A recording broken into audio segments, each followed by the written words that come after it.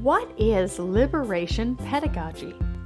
Well, Paolo Freire lived between 1921 to 1997 in Brazil.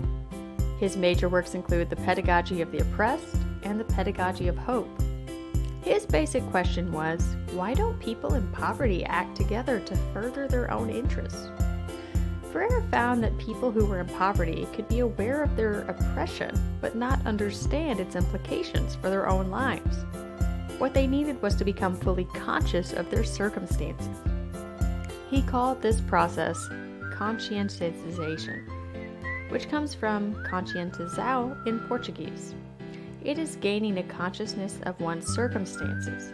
Liberation, as conscientization, is a process of increasing one's awareness, especially about oppression. The goal of liberation is to become increasingly conscientized, and so to be free from one's oppression without also reversing the hierarchy and oppressing others as one becomes free oneself. One of the biggest obstacles to liberation is the production of sub-oppressors. Freire says that it is a rare peasant who, once promoted to an overseer, does not become more of a tyrant towards his former comrades than the owner himself. The problem is that they were not uplifted from their position by helping others, but through a commonality in oppressing an inferior group. Another difficulty that prevents liberation is a fear of freedom. The problem is that the oppressed espouse the same principles as their oppressors. For example, espousing the false belief that whites or wealthy are just better or more capable people. Liberation requires that one embrace the freedom that comes from looking at the world with different principles. Freire proposes a dialogical approach, like we find in Socrates. The requirement is seen not in terms of explaining to, but rather dialoguing with people about their actions. You cannot free people by telling them how to live, but you must enable them to live for themselves. This is why the only approach one can take is dialogue, which allows the participant to come to their own conclusions. This is why, for Freire, the Socratic dialogue is part of liberation pedagogy.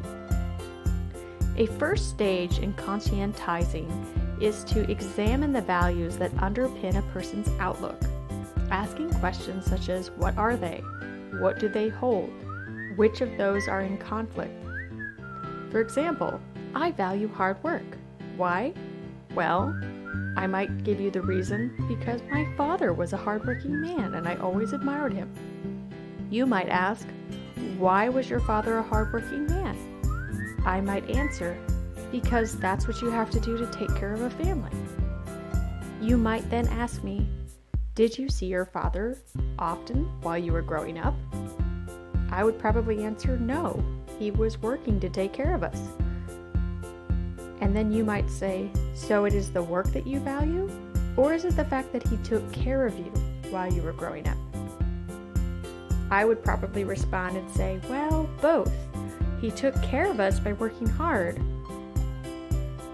And then you might ask me, but what if he worked hard and didn't take care of you? Now, of course, that would upset me. And then if you went on to ask, like, let's say instead of taking care of you, he spent all of the money gambling. How would I respond? I would probably say, well, he would have been a deadbeat dad. And then you might ask me, so taking care of you is what matters rather than the working hard part.